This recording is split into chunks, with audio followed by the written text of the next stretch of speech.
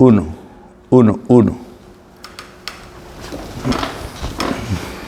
Muy buen día, embajador. Cuánto gusto tenerlo con nosotros aquí. Hace un tiempo teníamos el interés de interactuar con usted y así conocer su historial como embajador, porque estamos hablando de un embajador de más de 24 años, 20 y tantos años. Y como embajador, pues, se ha entrenado y el conocimiento que adquirió en su preparación académica, estudió en una de las mejores universidades de Rusia y hoy es un gran expositor, defensor de los intereses desde su posición de embajador de nuestra nación. Así que con usted, señor embajador, nos gustaría saber cómo se ha desenvuelto usted, cuáles son sus aportes como embajador, cómo usted entiende que debe seguir siendo la embajaduría de la República Dominicana ante las representaciones de las naciones y de las Naciones Unidas y de los organismos internacionales donde tienen que participar los embajadores. ¿Cómo usted entiende que debe seguir construyéndose ese equipo de hombres y mujeres para que le sirvan en buena lid al país? Muy buenos días, Rafael. Un gusto estar aquí. Un honor. Indudablemente que el ejercicio de la diplomacia contribuye de manera muy notable al desarrollo integral de las sociedades que representa. Y en particular, los agentes diplomáticos tienen un rol de trascendencia a los fines de consolidar el posicionamiento internacional de sus naciones. En el caso particular nuestro, tuvimos o hemos tenido unas 7 misiones internacionales. Toda la historia empieza de manera muy interesante en una idea que en principio se traduce ya en una propuesta formal del expresidente de la República, Leonel Fernández, cuando se plantea que nosotros fuésemos funcionarios de las Naciones Unidas. Existía un escaño y entonces Brasil estaba en disposición de facilitarlo, pero luego eso no se pudo concretar, ya que había que esperar unos 6 meses para que el funcionario pudiera salir con todos sus beneficios completos. Entonces, en ese interín se producen algunas situaciones un poco especiales que quizás se podrían comentar. Nosotros en principio fuimos designados como embajador ante la Organización Mundial del Comercio por nuestra especialización en las relaciones económicas internacionales. Ocurre que para ese entonces la dotación que tenía el país era una dotación honestamente que no daba para cubrir los más mínimos. Existía una situación muy sui generis que se daba en el ejercicio. La dotación es la parte económica. La partida que se le da a un embajador para cubrir lo que son los costos de los alquileres de las embajadas, de las residencias, los gastos administrativos, etc. Y antes, penosamente, la diplomacia se manejaba de una forma de que se designaban a personalidades con recursos económicos a los fines de que ellos usasen ese espacio para otros fines que no eran propiamente la representación del país.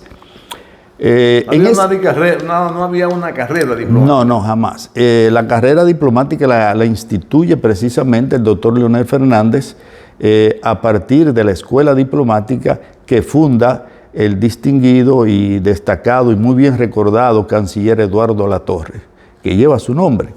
Entonces, en ese interín se produce una reunión por mediación de un amigo nuestro, muy querido, amigo suyo también. Entonces él me dice, mira, hay unos empresarios que quieren reunirse contigo. Y yo, perfecto. Y fuimos y nos reunimos. Entonces, los empresarios con buenas intenciones, así lo creo, me dicen, embajador, sabemos que usted está preocupado por la dotación, nosotros sabemos que eso ahí no le da para nada. Digo, bueno, pero el tema es, primero, que la sede de la embajada tiene que estar en el centro de la ciudad, que sea notable, que ahí está República Dominicana. Y le digo, y la residencia del embajador también. Eso fue en el 1996. Y la residencia del embajador. ¿Qué país fue por eso? Igual, eso, no, en la capital de la diplomacia, en Ginebra, Ginebra, donde está la sede de la Organización Mundial del Comercio. Sí, sí. Entonces le digo, además, la residencia del embajador debe de estar también en ese lugar adecuado, con las dignidades que ellos requieren. Y francamente lo que está ahí, eso no da ni para empezar. Entonces me dicen, bueno, pero lo hemos convocado a este almuerzo, conversando y cosas, para que usted no se preocupe por nada de eso, que nosotros eso lo asumimos. Inmediatamente a mí me entró como una especie de escalofrío. Digo, coño. Y seguimos conversando y cosas, y, yo le agradezco, que se yo, papá. Y fui entonces y conversé con la persona que debía conversar. Le dije, mire, yo no voy a asumir esta posición porque por la situación que hay. Entonces, me dice el amigo, tú no puedes decirle que no al presidente, porque si le dice que no al presidente, eso marca un mal precedente y quizás no sea bueno para ti. Le digo, bueno, francamente debo decirle que no. Y se lo voy a decir. Llegó el momento, le planteo la situación, entonces el presidente me dice, bueno, pues está bien, no se preocupe, buscamos una salida. El presidente fue muy benévolo, muy comprensivo. Y luego entonces me designan en la Organización de las Naciones Unidas. Ahí, ya para entrar en materia, el señor canciller Eduardo Latorre, me reúno con él, y él me dice, mira, tú sabes que hay ya aquí se han formado los equipos y cosas, pero yo quiero que tú te ocupes de un área muy sensitiva, que es el Comité de Reforma del Consejo de Seguridad. Yo quiero que tú te ocupes de eso. Digo, excelente, canciller, como usted así lo entienda. Y ahí estuve desempeñándome, además de la segunda comisión de las Naciones Unidas, que tiene 6 comisiones. ¿Tú recuerdas ahí de las Naciones Unidas? Mira, ahí trascendieron en tu vida diplomática. Ahí hubo 3, por destacar, 2 momentos que me marcan, ¿verdad? Ese momento fue cuando nosotros, en el marco de los debates, donde estaba un Sergei Lavrov, que es el ícono de la diplomacia mundial. ¿Este es ruso? Sí, un Celso Amorín, canciller de Brasil, ícono de la diplomacia latinoamericana, un Luis Somalía, brasileño. Brasileño, sí. Luis Somalía, que era el secretario general de la Organización Internacional de los Trabajadores, Richard Ardenson, que fue precandidato a la presidencia de los Estados Unidos.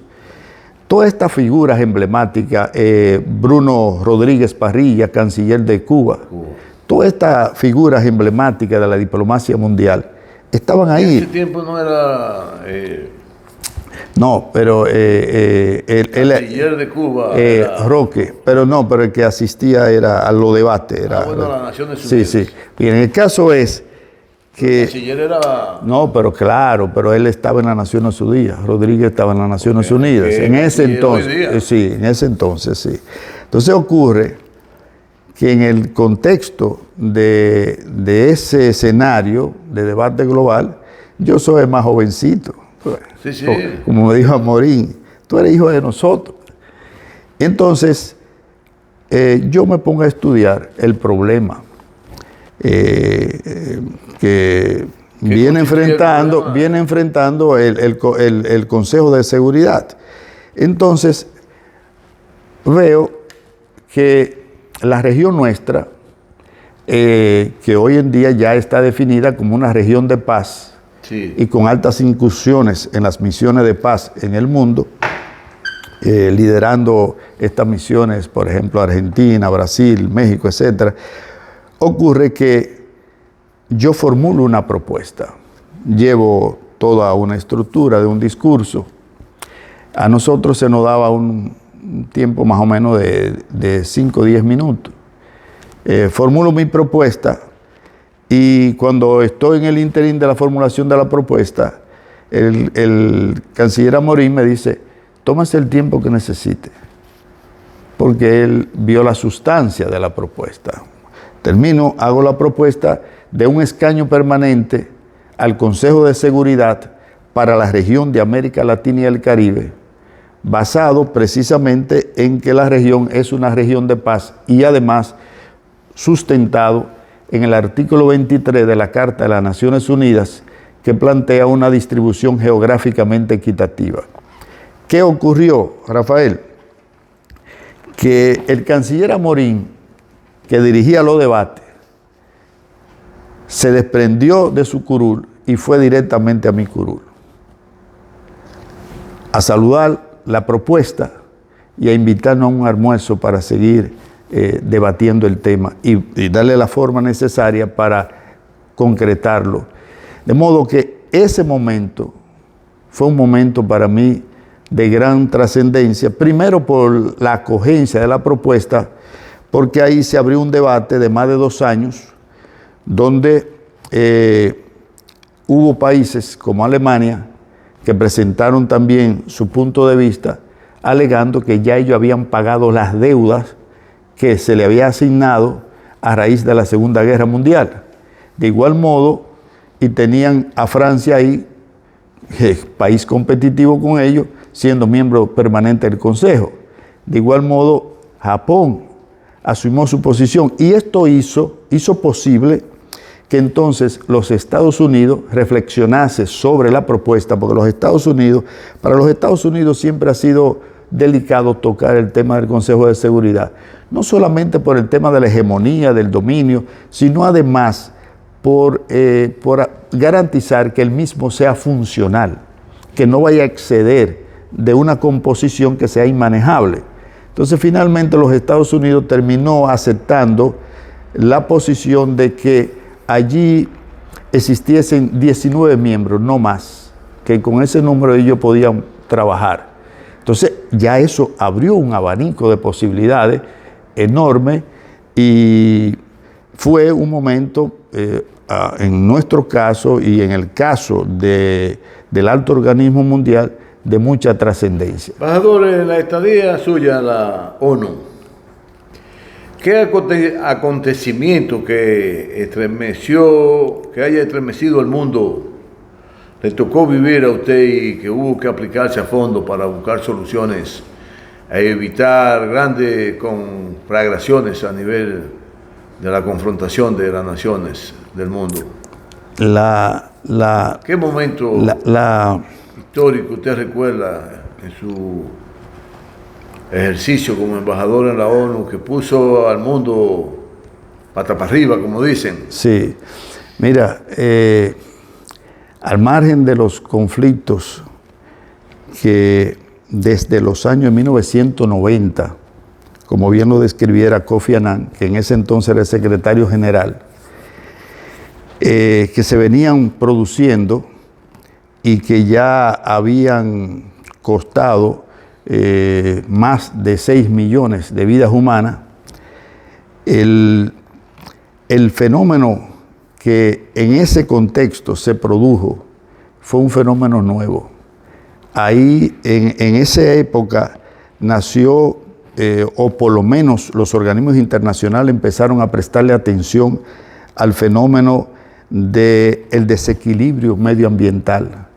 Ahí surgió lo que hoy se conoce como el fenómeno del Niño en el Ecuador, que hizo que el alto organismo mundial se enfocara de manera yo diría casi en un 100%, en la procura de ver cómo lograba dar respuesta a al impacto que esto estaba teniendo en términos de sostenibilidad de la mayoría de las personas que estaban en el curso del desarrollo de ese fenómeno que, por un lado, te traía inundaciones que se llevaban pueblos enteros y, por otro lado, te generaba entonces las sequías que impedía que las agriculturas continuase produciendo. Es decir, que el impacto en la transformación del medio ambiente. Eso fue en esa época. Ha causado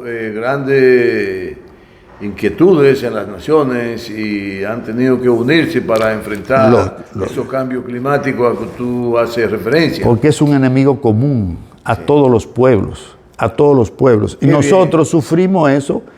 Acuérdate de la época de George, que fue en esos años también, que devastó a la República Dominicana. Nosotros incluso para ese entonces, y debo recordarte un amigo tuyo, al doctor Rafael La Antigua, y también un hermano tuyo, a Bienvenido Pérez, que en ese entonces era cónsul de Nueva York, y que se empeñó a fondo a movilizar ayuda humanitaria para la República Dominicana. Nosotros, tanto en el plano de la ciudad como de las propias Naciones Unidas, traímos aquí 2 furgones que se trasladaron a las zonas más afectadas de la República Dominicana.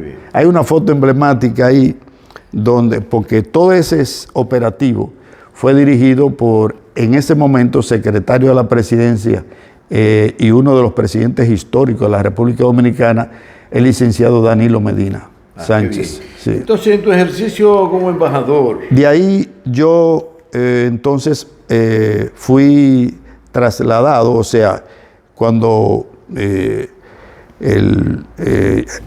reincorporo en el 2004 como embajador extraordinario y potenciario en Trinidad y Tobago. Pero precisamente esa es la pregunta que quisiéramos nosotros saber: en cuáles países tú has estado desarrollando tu designación como embajador y cómo tú has sentido que ha logrado hacer aporte para el país desde la embajaduría en cada uno de estos lugares, y que de manera, porque tenemos temas muy importantes que tratar, rápida, tú nos hagas una radiografía de los países en que tú te has desenvuelto como embajador y los aportes que tú has hecho ahí en esos lugares para beneficio del país y además promover la nación como una nación de grandes oportunidades para las inversiones, para el descanso, para la convivencia pacífica, en fin. ¿Cuáles países tú Mira, bueno, nosotros, misiones han habido 7. Estuvimos en las Naciones Unidas, estuvimos en Trinidad y Tobago, estuvimos ante la Organización de Estados Latinoamericanos, la EC, estuvimos en Cuba, estuvimos en El Salvador, estuvimos ante el Sistema para la Integración de Latinoamérica y para Centroamérica y República Dominicana, y estuvimos, la última misión fue en la Federación de Rusia. Entonces, te decía que cuando estábamos desempeñándonos en Trinidad y Tobago, porque no podemos narrar los detalles completos de cada una de las misiones, eso nos agotaría todo un mes. Entonces, pero hay momentos que yo le he llamado los momentos, los momentos, no, porque hay mucho más, porque fíjate lo que ocurre. En el ejercicio de la diplomacia hay un ABC, especialmente cuando se representan países como el nuestro. El primer renglón en el cual nosotros debemos poner énfasis es en el renglón del flujo comercial. El segundo renglón en el cual debemos empeñarnos es en el flujo de las inversiones extranjeras directas. Y el tercer renglón es en esa representación política que ha de mantener un estatus y una imagen del país a los fines de insertarnos de manera apropiada en la División Internacional del Trabajo y que se nos vea con respeto y que además nosotros podamos ocupar posiciones de liderazgo. Entonces, los detalles de todas esas particularidades no lo podemos ver en un programa. Lo que yo he hecho es que, para sintetizar, me he enfocado en los momentos estelares. Hay momentos estelares que son los que marcan una misión. Entonces, en cada una de esas misiones, que son grandiosas, donde se incrementa el flujo comercial, donde se incrementa el flujo de las inversiones extranjeras, donde se incrementa el flujo turístico, etcétera, pero hay momentos que van mucho más allá que todo eso que es ordinario y tradicional. Entonces, yo quiero contarte algunos de esos momentos estelares. Por ejemplo, cuando yo llego a Trinidad y Tobago, habían dos problemas.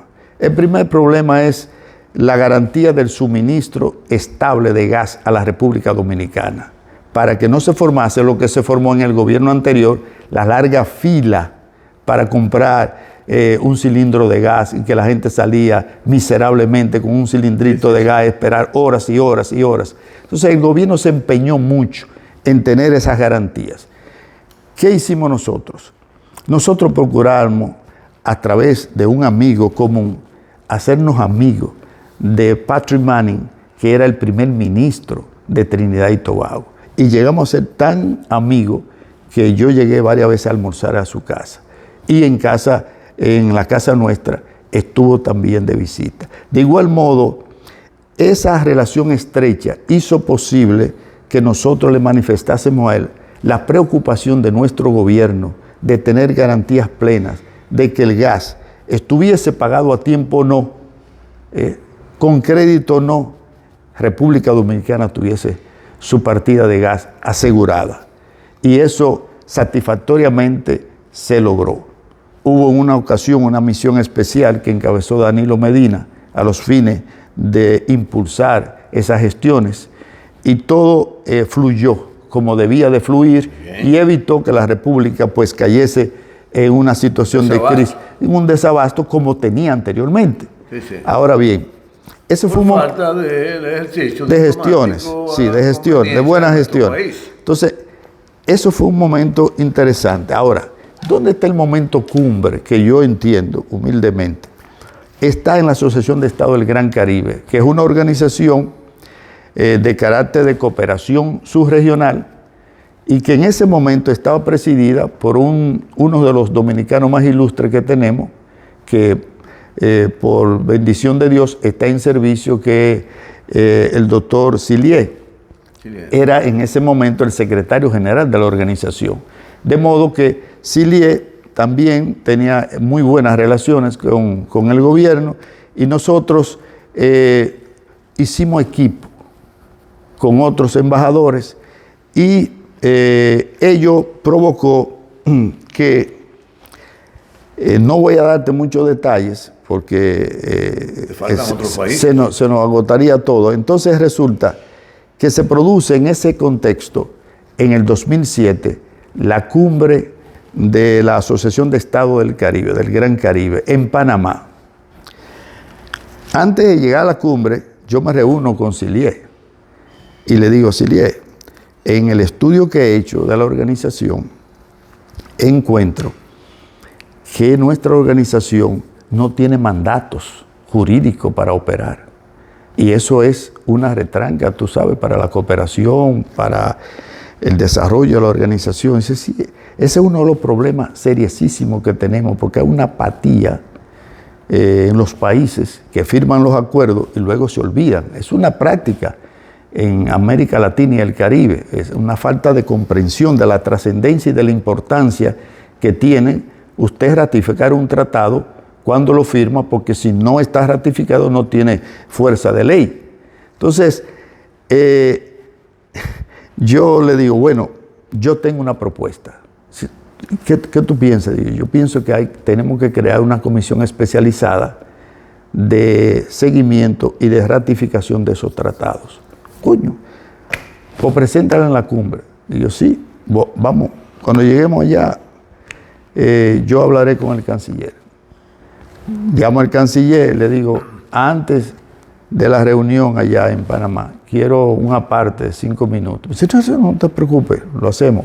El canciller Morales Troncoso, que fue extraordinario, como yo en el listín lo definir como el canciller de la dignidad, era muy, conmigo tenía un trato diferente y le agradezco infinitamente y que Dios los cuide mucho.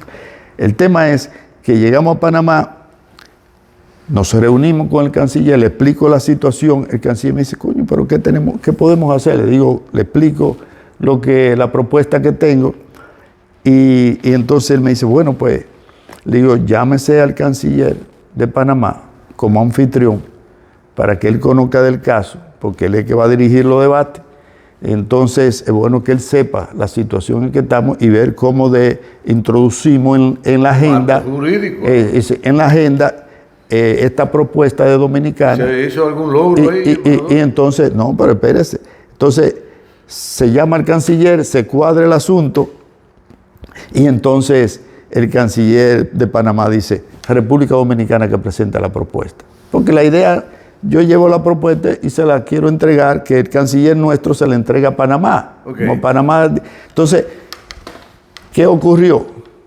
Llega a la cumbre de los cancilleres, que es la primera, la parte anterior a la cumbre del presidente. Presentamos la propuesta, el canciller me dijo que la presentara, presentamos la propuesta, República Dominicana queda entonces designada como presidente de esa comisión especializada. De hecho, debo destacarte que ahí estaba con nosotros la vicecanciller Alejandra Liriano, es una excelente diplomática de nuestro país, una gran reserva, una diplomática con muchos conocimientos y muy consagrada al ejercicio diplomático. Entonces, se aprueba la comisión, se designa a República Dominicana, nosotros pasamos a presidir la comisión por 3 años y nos tocó viajar a diferentes puntos. Y se logró entonces con los congresos y logramos 26 ratificaciones, okay. Lo que dio lugar... El marco legal se logró. Lo que logró que se pasaran los 5 grandes tratados del Gran Caribe, en lo que se incluye el tratado de mitigación de los desastres naturales. Bueno, pues ya ven, hoy estamos hablando con el embajador José Manuel Castillo, el 16 de enero, martes, y es una gran satisfacción para nosotros. Está acompañado de él para que nos oriente sobre cómo se desenvuelve un embajador en el marco jurídico y diplomático para hacerle bien al país y al país donde se desenvuelve como tal. A la región y al mundo. ¿Cómo le fue a usted como embajador en Rusia? No, Rusia es el final. Tenemos Cuba por delante. Sí, tenemos que... tenemos a Cuba y aunque sea un pincelazo, sí, un pincelazo. Porque como decía... Que hay un tema muy importante. Como decía... Entre ellos, de que usted tiene por delante como embajador, qué actividad tiene, recuerde que... Sí, apremia. Y, sí, mire. Y usted no simplifique lo de Cuba, lo de... Sí, mire, de otras naciones que usted ha estado, para que nos dé un poco de Rusia. Y entonces, una pregunta interesantísima a la cual usted debe darle respuesta, porque puede ayudar mucho a pacificar las incertidumbres que generan los grandes conflictos que en el mundo se producen por intereses, ya sean económicos o ya sean políticos, en lo geoeconómico o en lo geopolítico, y hoy hay mucho nerviosismo, tanto en los sectores que se dedican a los negocios, a las industrias, a las fabricaciones, a la exportación de productos agrícolas, en fin. Hay mucho nerviosismo y debemos hablar de eso. Sí, fíjese, bueno, eso tendría que ser otro programa especial, porque la verdad es que no podemos cortar esto. Yo creo que tanto para las naciones como para la futura generación de diplomáticos que tenemos, especialmente ahora se ha continuado desarrollando una legión de jóvenes diplomáticos brillantes, y es importante el intercambio de las experiencias, la manera de hacer las cosas en el ejercicio diplomático a los fines de poder crear una escuela que genere confianza en el ejercicio propio. Ahora bien, en Cuba a nosotros nos pasó algo que, conforme al canciller amigo Bruno Rodríguez, lo que nos dijo es: sabemos que usted es un hombre joven, pero usted se puede pensionar ya. Y yo le digo: pero ¿qué pasó? ¿Usted recibió el decreto de institución? Y dice: no, búsquese el grama. Cuando ve el grama, ahí está la reflexión de Fidel, que dice: lo que pasó por mi mente. Y entonces ahí se publica una propuesta que nosotros habíamos sometido y que le cuento ahora. Coincidió mi estadía allí con la cumbre de ministros los no alineados. Teníamos una situación. ¿Estuvo ahí en esa entidad diplomática ha jugado? No, Cuba es Cuba.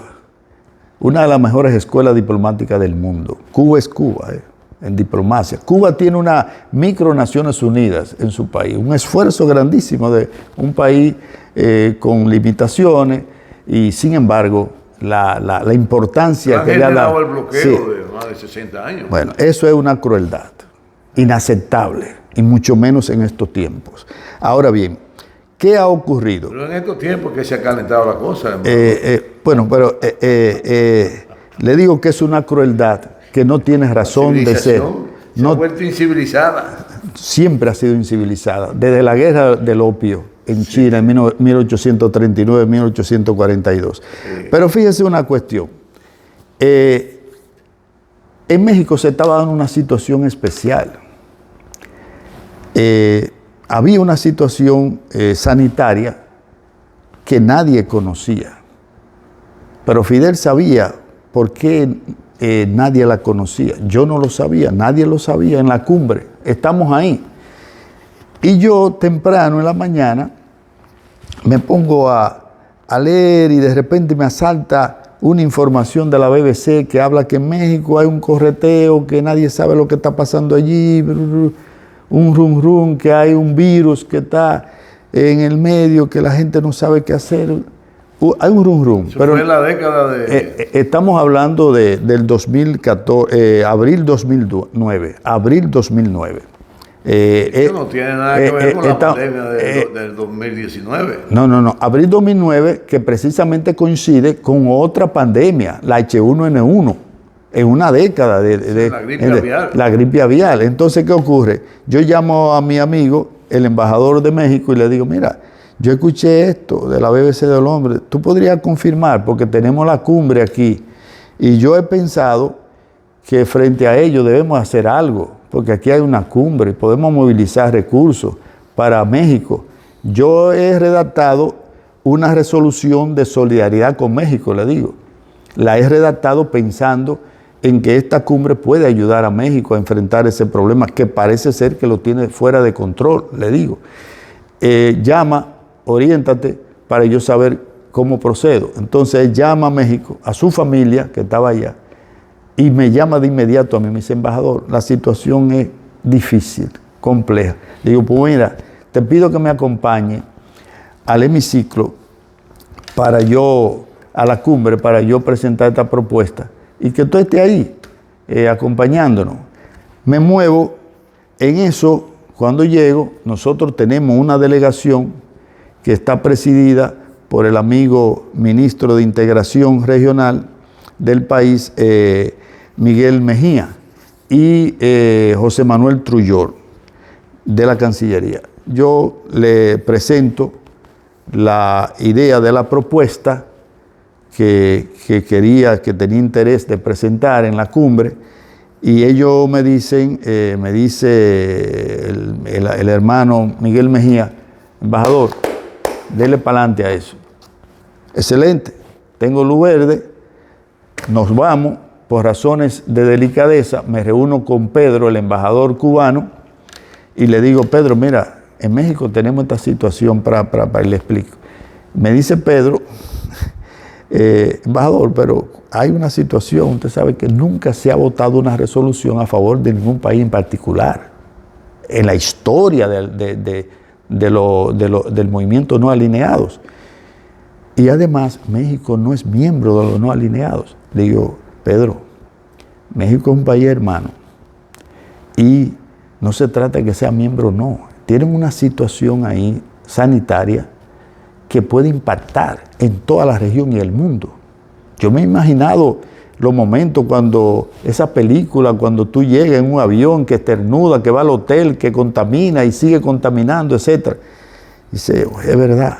Y por eso hay que hablarlo con el canciller. Le digo, ve y trae al canciller, converse con el canciller. Él va, entonces viene el vicecanciller Abelardo y me pregunta, embajador, ¿y por qué a México le vamos a hacer esta particular? Le digo, piense que es a México, porque México le pidió a Obama que levante el embargo. ¿Y qué ocurrió? Denle para allá eso, trabajen. ¿En qué consistía la propuesta? La propuesta consistía en que los organismos financieros internacionales, llámese Banco Mundial, el Banco Interamericano de Desarrollo, la Organización Mundial de la Salud y la Panamericana de la Salud se trasladaran a México. Entonces, efectivamente... Para asistir económicamente a México. No, y sanitariamente. Bueno, y científicamente. Entonces, ¿qué ocurrió? Inmediatamente se aprobó la resolución, la presidenta de la Organización Mundial de la Salud pasó por Cuba y de ahí se fue a México. Bueno, entonces la trascendencia, además de la propuesta, es que Fidel la ve como una acción de trascendencia para la solidaridad entre los pueblos. Claro, entonces Fidel llega un momento, porque es interesante. Que lo cita usted. Correcto, entonces llega un momento en que el presidente Felipe Calderón, como Cuba cerró los vuelos, porque Cuba es muy celosa con su sistema sanitario, habían entrado 2 estudiantes enfermos, Felipe Calderón dice, bueno, pues yo ya no voy a viajar a Cuba porque Cuba cerró los vuelos. A Fidel no le gustó eso. Y Fidel le dice, mira, lo que el pueblo de México tiene que saber que aquí en el marco de la cumbre de los no alineados se aprobó esta resolución de solidaridad con México y no sabemos cuántos millones de vidas humanas se han salvado gracias a esta alerta temprana que se ha producido. Extraordinario, sí, extraordinario. El tiempo se nos da para... Ya estás consumiéndose como todo en la vida. Así es. Entonces hay una situación en el mundo. El tiempo es cruel. Hay un conflicto en Euroasia. Primero comienza en el 2008, tratando de incidentar todo un gobierno democrático que se desenvolvía en Ucrania y que ya le ponían muchas dificultades. Luego se avanzó y trataron de desestabilizar a país vecino de Rusia e intentaron dar un golpe de Estado en ese otro país. Luego surge definitivamente que Rusia decide, porque la amenaza era tangible de su seguridad nacional y se ve precisada tomar acciones para defender su integridad territorial, su integridad como patria, su integridad como nación. Y ya sabemos la historia de por dónde anda el lío de Ucrania, la OTAN, Estados Unidos, que encabeza eso, y Rusia. Bueno, pero también sabemos la historia muy reciente de lo que está pasando en el Medio Oriente, donde Israel de manera unilateral se ha convertido en juez y parte y decide a quién eliminar y a quién no. Y hay una catástrofe humanitaria en el pueblo palestino que ha generado las acciones de guerra de Israel. Bueno, y hay un conflicto ahí regional que puede extenderse, y otro conflicto importante que se está siempre tratando de llevar a calentarse lo más que se puede, el problema de Taiwán con respecto a China. Bueno, Estados Unidos siempre ha bailado en afirmar públicamente que reconoce una única China, pero siempre mete la mano por debajo, como cruzado al fin que son, desde mi óptica, que hacen un acuerdo históricamente los cruzados, pero siempre lo violaban. Bueno, todo este todas estas incertidumbres que se han generado en la humanidad, porque hay una lucha de control geopolítico de la grande potencia en este momento, que para mí está India, está la China, está Rusia, está Estados Unidos y está sobre todo, y más que ninguna otra de ellas, Alemania, que es la más poderosa de las naciones desarrolladas europeas. ¿Qué piensa usted sobre todos estos conflictos que tienen muy nervioso a sectores productivos nacionales, inclusive tanto en la banca, en la producción, en la producción de bienes y servicios que se desarrollan aquí, y que hay mucho incertidumbre y mucho miedo, e inclusive se ha ido complicando todo lo que tiene que ver con el dólar? ¿Usted cree que Estados Unidos es la antesala de ir perdiendo influencia, o es que están consolidándose aún más como única potencia en el mundo y quieren tener el reloj de juego de acuerdo a su visión histórica en cuanto a manejar la humanidad? Mira, tú has hecho un libro ahí de conflictos y problemas, que de tratarlo... Así es. En Asia, en América ya quieren hacer guerra entre los pueblos hermanos. Inglaterra quiere hacer guerra. Aquí quieren adueñarse. El tema es, empezando por lo último,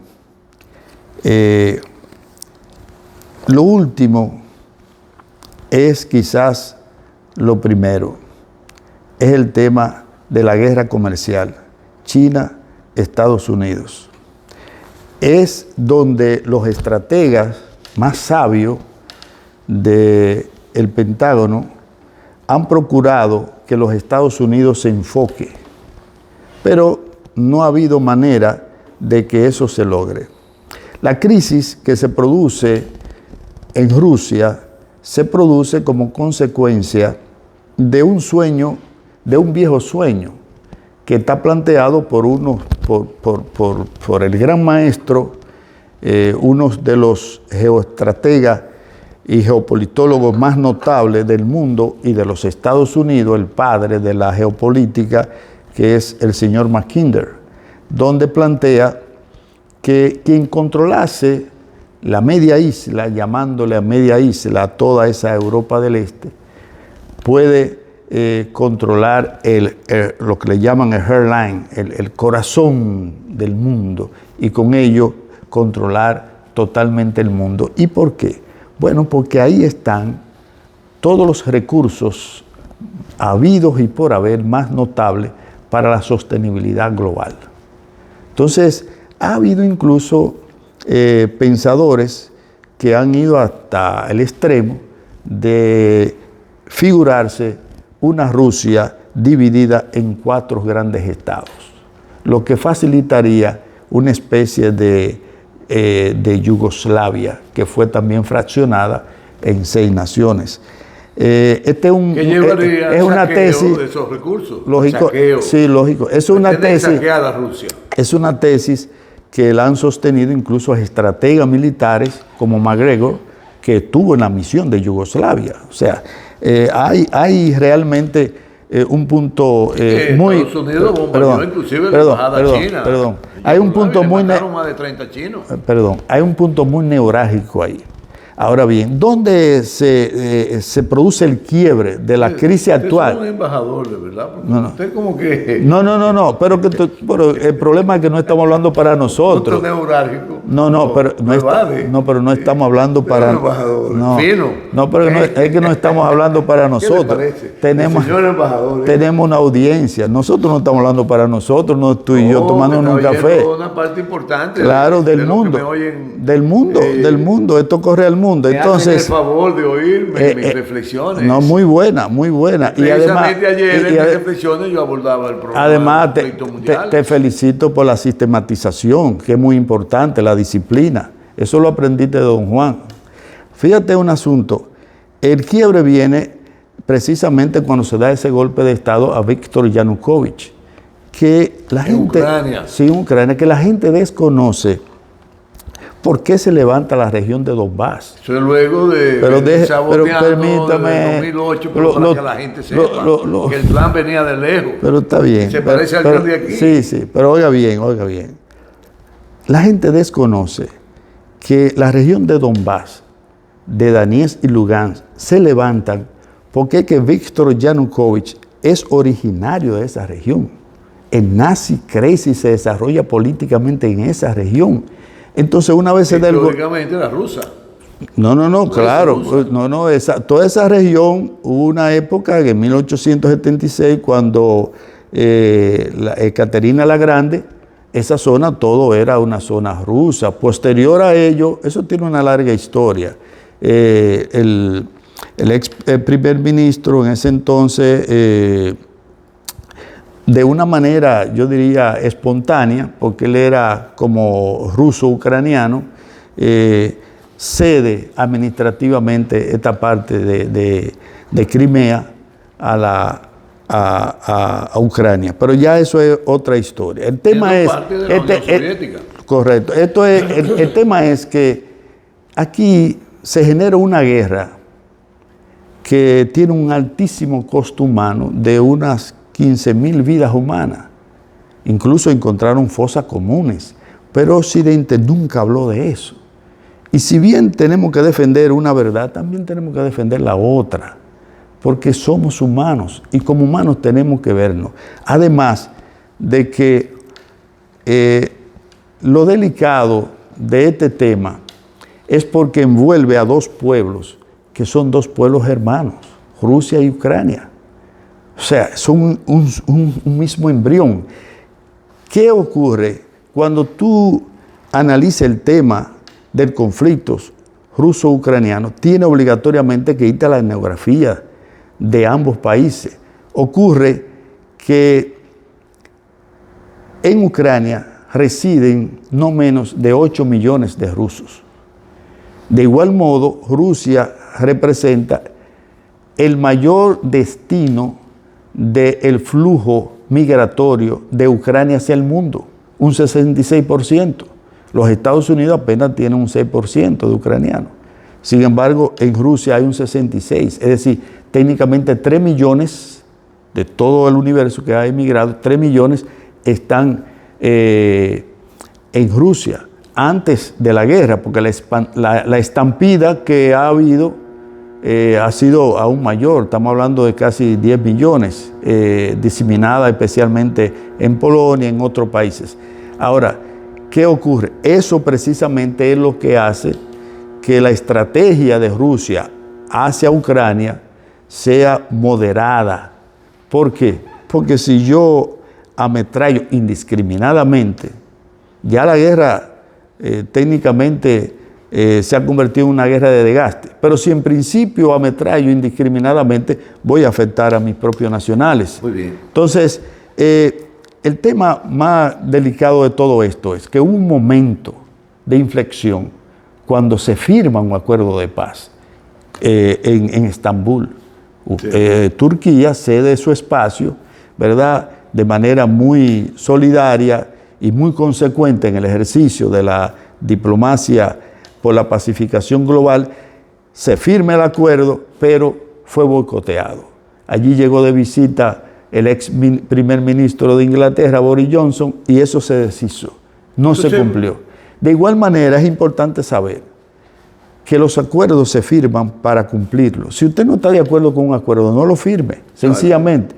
Se firmó Minsk I y Minsk II.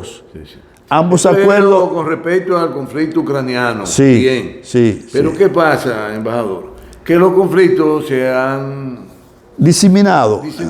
Pero déjeme decirle ya... Lo que quiero yo que usted nos oriente y que nos oriente, porque hay mucha inquietud en la población dominicana de dónde puede eso llegar. Si estamos a la antesala definitivamente a una recomposición geopolítica en el mundo de las potencias y que eso traiga paz en el mundo y convivencia y donde los negocios se desarrollen de forma tal que, como dice el presidente Xi Jinping, todo el mundo pueda ganar. Que los negocios sean como objetivo fundamental ganar, que gane tú y que gane yo. Si usted, ¿qué visión usted tiene de dónde esto va a llegar? Sí, porque tenemos el problema palestino, el problema de Yemen ahora, el problema todo de esos Taiwán, el problema de otras naciones. En el África hay guerra por donde quiera. Históricamente, todos esos problemas, históricamente lo hemos tenido. Ahora lo sentimos más porque están más cerca de nosotros. ¿Y por qué están más cerca de nosotros? Porque, perdón, está más cerca de nosotros. Pero perdón, déjeme decirle. Porque existe lo que se llama.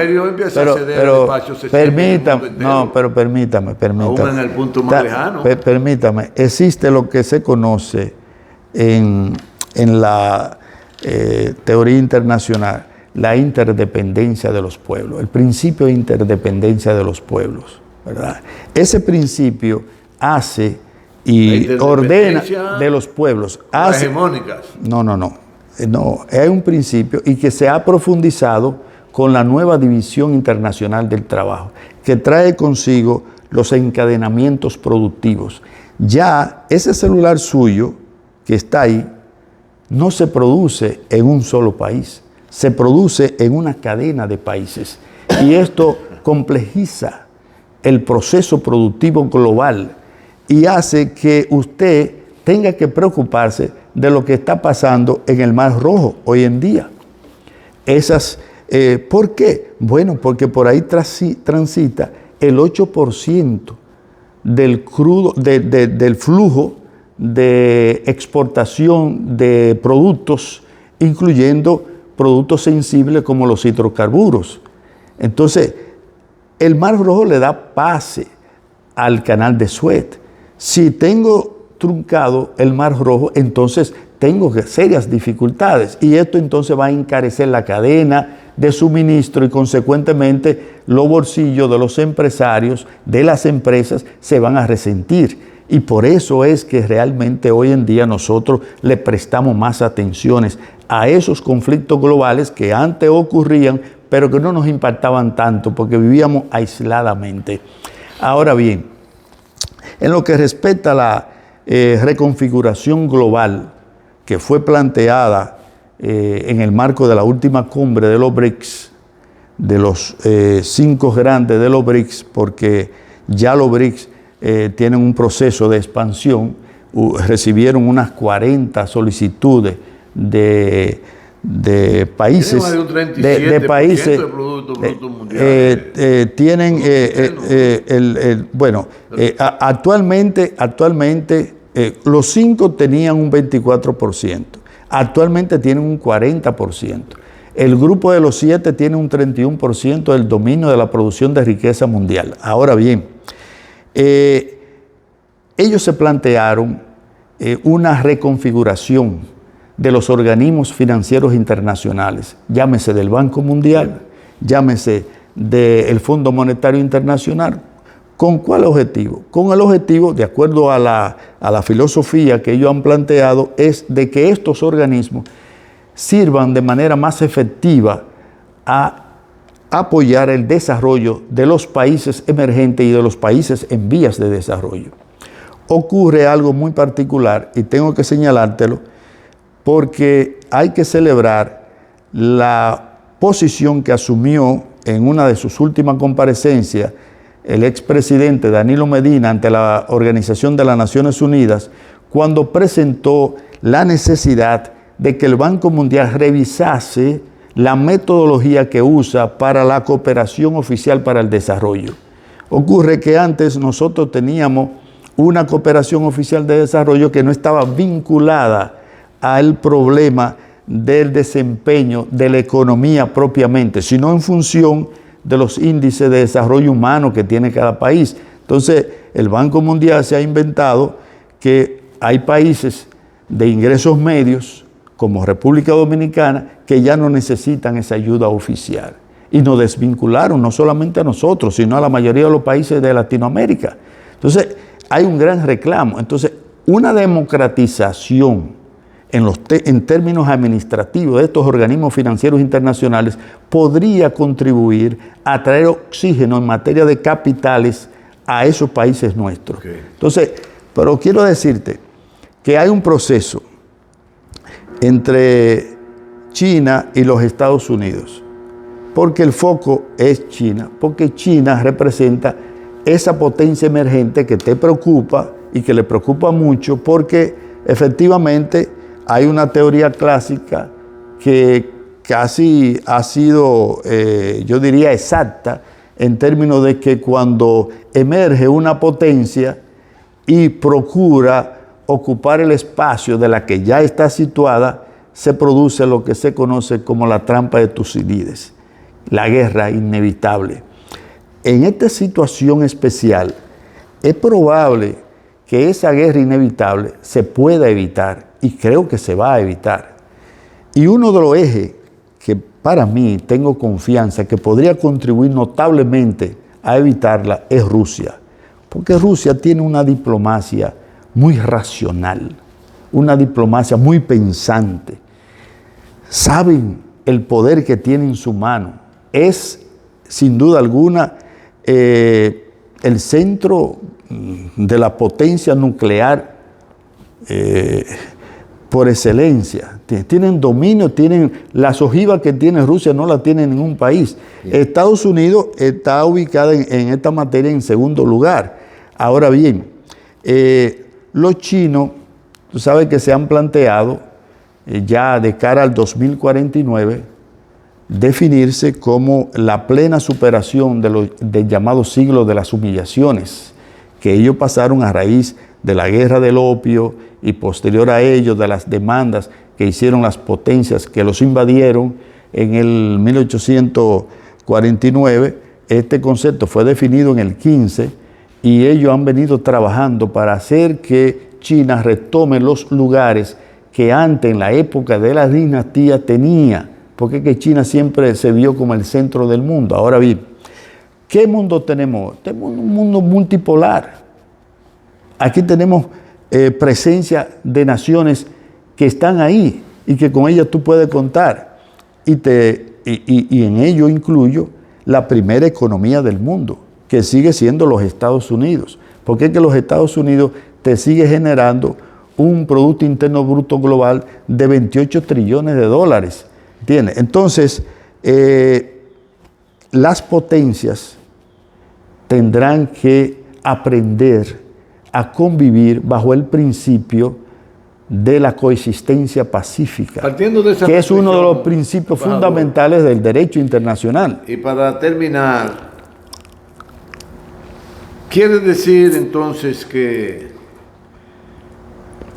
los sectores productivos nacionales pueden estar esperanzados en que el 2024 va a ser un año tranquilo y ellos podrán desarrollar sus negocios para generar riqueza para el país y para ellos fortalecerse como industriales, empresarios, comerciantes, agricultores? Y la parte final de la pregunta es lo que tiene que ver con que si el 2024 va a ser un año de paz y habrá tranquilidad y no hay que tener miedo a que habrá una gran conflagración entre las naciones hegemónicas.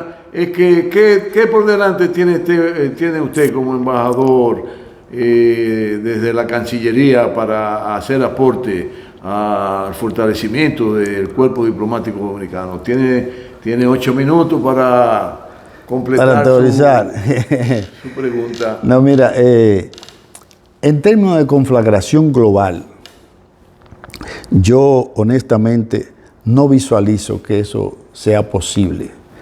¿Y por qué? Bueno, porque desde el país que tiene el dominio en términos económicos, que aún lo conserva, los Estados Unidos, por más que se hable de que el dólar va a ser desplazado, el dólar es aún una moneda fuerte y por muchos años seguirá siendo una moneda fuerte. No habrá una caída como algunos se la han imaginado del posicionamiento global de los Estados Unidos. Podrá haber relajamiento ligero desplazamiento en algunas zonas estratégicas, pero de que vaya a haber una caída estrepitosa que se lleve el mundo por delante, eso no va a ocurrir, por lo menos en los próximos 50 años. Seguirá siendo los Estados Unidos una nación que seguirá jugando un papel de primacía y habrá que contar con ella. Indudablemente viene el emergimiento de una nueva potencia que ya está presente, porque se ha planteado llegar al escenario mundial a través de lo que domina hoy el mundo, que es la economía. El problema es la economía. Y la tecnología. Pero la economía envuelve todo eso. Estamos hablando de que estamos en la era del conocimiento. Muchas veces te fortalece la economía, la tecnología. Pero permítame, sí, pero lógico, pero si no tiene un fundamento económico, no puede hacer las inversiones. Pero si el fundamento económico no está dirigido para fortalecer la nación, ¿cómo te va a desarrollar? No, lógico, fíjese. Eso es problema de ideología. Eso es tan verdad. Objetivos. Perdón, eso es tan verdad que hoy China, consciente de la reconfiguración en materia del desarrollo de la productividad global, se ha planteado robotizar a China, a pesar de que eso implica un desplazamiento de manos de obra. Pero sin embargo, China ya está liderando en ese proceso de robotización, en ese proceso de la economía del conocimiento, de el producir más con menos, porque la tecnología tiene esas capacidades. Ahora, lo que le quiero decir es lo siguiente, ojalá que este proceso que China lo ha marcado de cara al 2049 para definirse como primera economía en el mundo, porque en materia de paridad ya China supera a los Estados Unidos, en materia de la capacidad adquisitiva. Pero China tiene un hándicap que no lo tienen los Estados Unidos. Ese hándicap que tiene es que China aún conserva unos 500 millones de pobres, que es un problema, pero a la vez es una oportunidad, porque van a tener que fluir las inversiones hacia allá para levantar a toda esa nueva nación, y eso va a tener un nuevo impacto, un nuevo influjo de desarrollo en la economía China. O decir, es un país con unas grandes reservas, pero a su vez no te olvides de la India.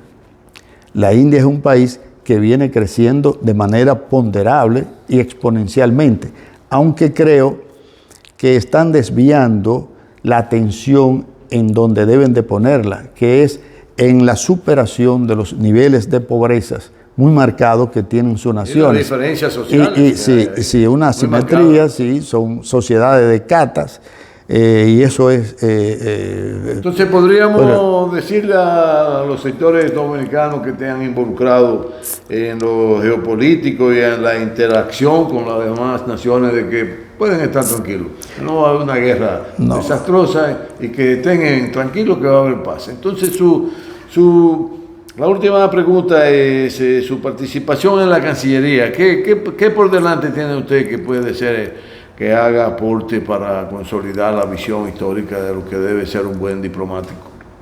Bueno, nosotros ahora mismo somos parte, estamos suscritos a la... Tiene 3 minutos.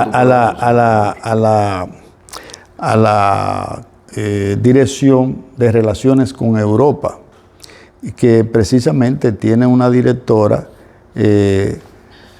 Sachenka Encarnación, brillante, una técnica muy notable, con muchas condiciones y muy bien preparada.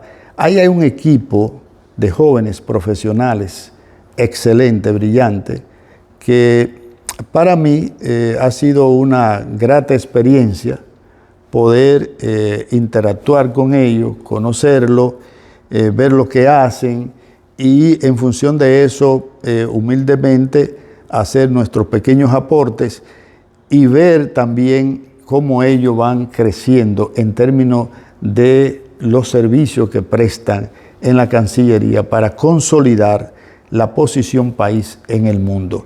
Que creo que esos recursos humanos que están operando, algunos que vienen de administraciones pasadas y otros que son nuevos, deben de conservarse. Sí, pero me parece que usted tiene